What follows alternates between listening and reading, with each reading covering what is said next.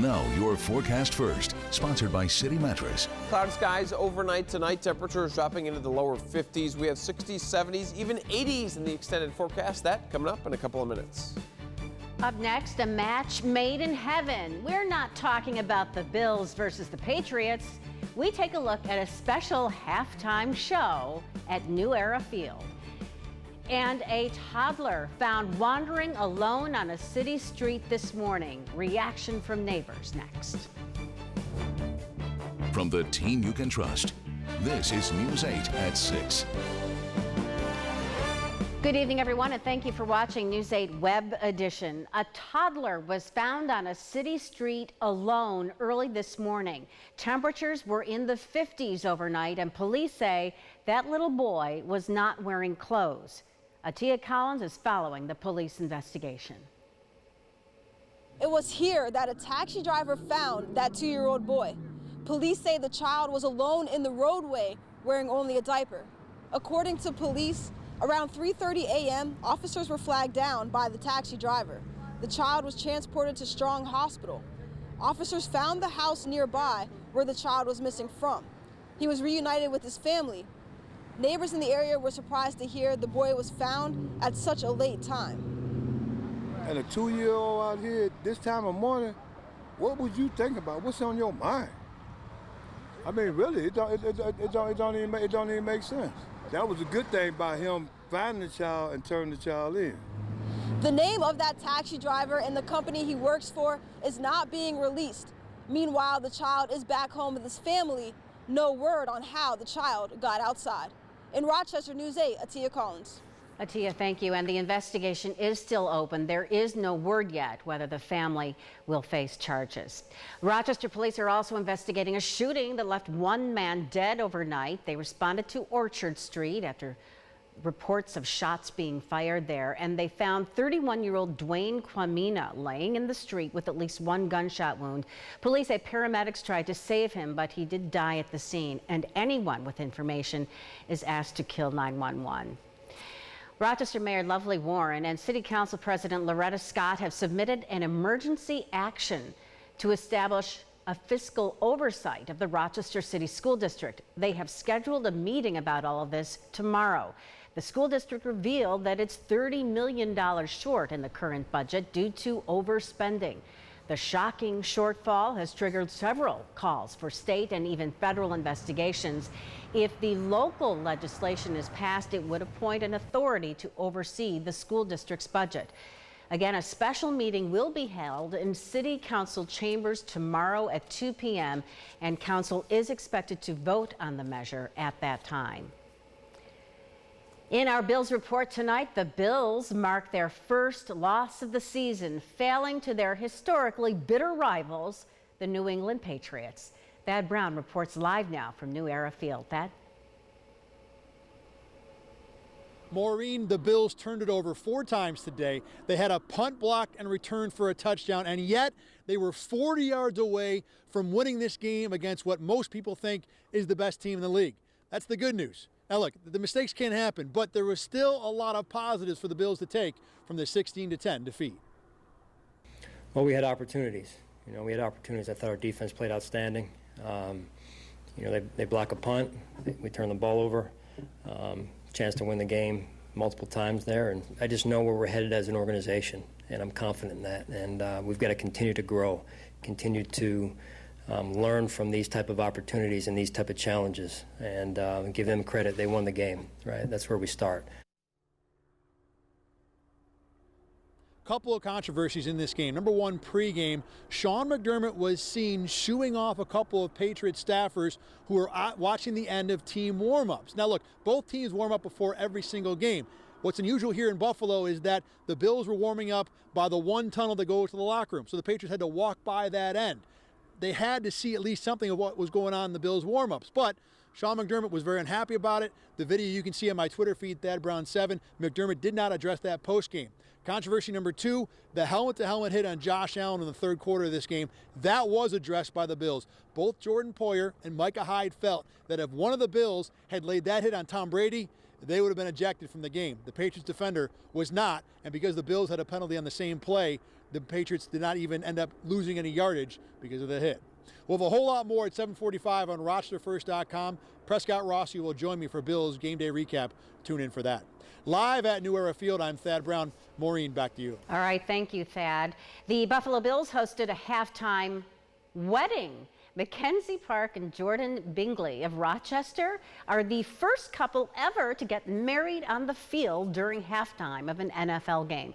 The pair beat out 1,400 other applicants. Retired Bills tackle Kyle Williams officiated the ceremony.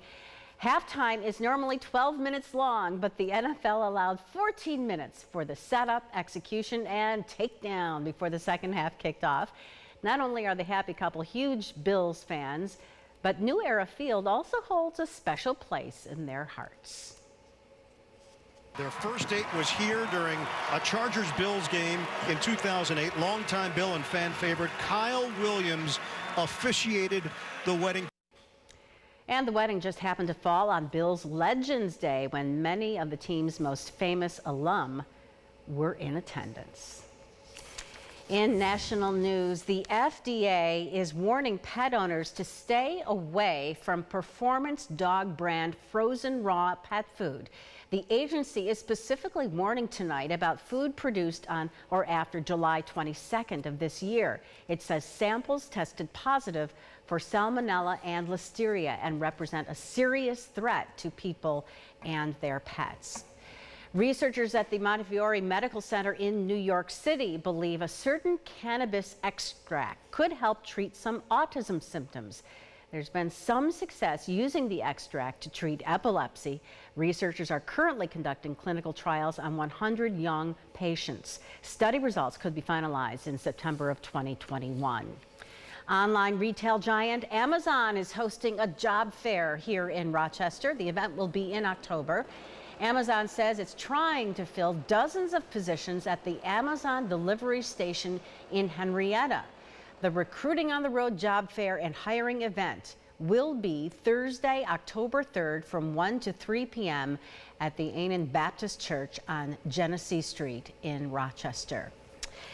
Today, 59 older veterans got to hear from a hero, fellow veteran and Medal of Honor recipient David Bellavia. Bellavia, who lives in Batavia, helped celebrate their service thanks to Honor Flight Rochester.